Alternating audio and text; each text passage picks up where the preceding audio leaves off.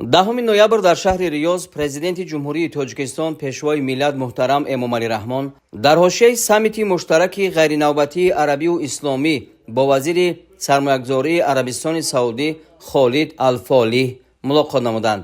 президенти кишвар муҳтарам Эмомалӣ Раҳмон таъкид доштанд ки рушду тавсеяи робитаҳо дар соҳаи тиҷорату иқтисод яке аз самтҳои асосии ҳамкорӣ мебошад. ҷонибҳо масъалаҳои густариши ҳамкории сармоягузорӣ, техникӣ ва фарҳангиро муҳокима намуданд.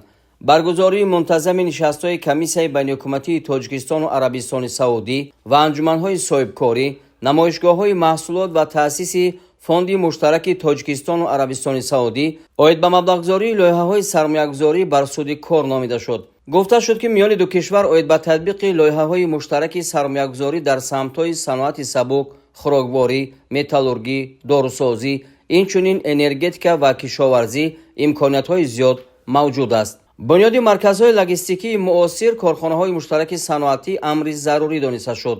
роҳандозии хатсайри мустақим дар масири Душанбе-Ҷидда-Душанбе аз моҳи марти соли 2023 натиҷаи хуб барои густариши робитаҳои судбахш арзёбӣ гардид.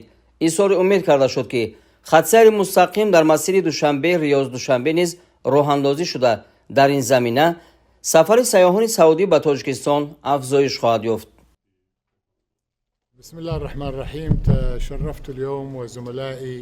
بسیار شادم که امروز با جناب عالی محترم امامعلی رحمان پرزیدنت جمهوری تاجیکستانی با ما دوست ملاقات داشتم.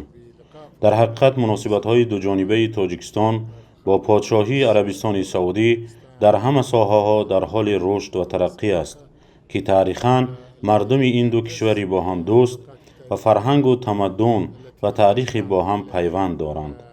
خادم حرمین شریفین پادشاه اعلی حضرت سلمان بن عبدالعزیز و ولیعهد والا حضرت محمد بن سلمان جهت تقویت بخشیدن و در سطح صفتا نو براه ماندن مناسبت‌ها در همه ساحه از جمله در ساحه اقتصادی با جمهوری و ما برادر تاجیکستان بارها تاکید نمودند. ما در صحبت با محترم پرزیدنت جانب‌های همکاری، جلب سرمایه و سرمایه گذاری در تاجیکستان، تأسیس دادن شورای صاحبکاران را مورد بررسی قرار دادیم. با دستور و هدایت‌های پرزیدنت جمهوری تاجیکستان و راهبریت شاهیگری عربستان سعودی مشورت کاری بین حکومتی در تاجیکستان داشتیم و در 2 هفته آینده در ریاض برپا خواهیم کرد. در گذشته سازشنامه‌های دو جانبه به امضا رسانیدیم و در آینده نزدیک برای همکاری در ساحه‌های کندنی‌های معدنی، کشاورزی، بندوبست محصولات تر و تازه و سیاحی سازشنامه‌ها به امضا خواهیم رساند که برای هر دو کشور منفعت آور خواهد بود.